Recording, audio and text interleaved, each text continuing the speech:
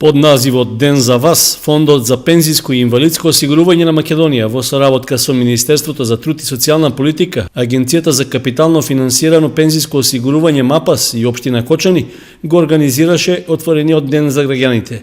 Целта на активноста беше да се избегне одењето по шалтери и канцеларии за да се добијат основни податоци за работниот стаж. На пунктот во градскиот парк, вработени во фондот, одговараа на непосредни прашања од заинтересираните граѓани во врска со пензиското и инвалидското осигурување.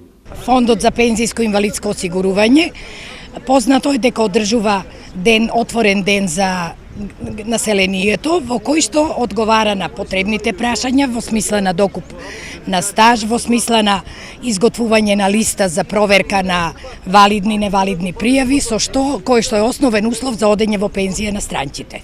Сите нерасчистени дилеми околу валидирање на пријавите и остварен законски стаж денес можат на увид да ги добијат граѓаните на Кочани.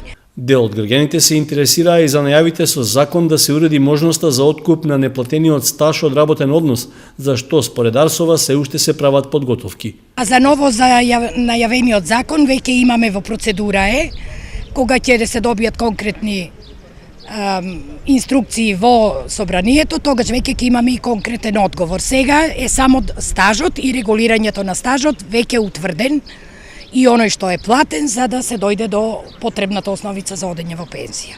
Граѓаните позитивно ја оценија иницијативата за отворен ден на фондот за ПИОМ, со мислење дека тоа би требало да стане редовна практика.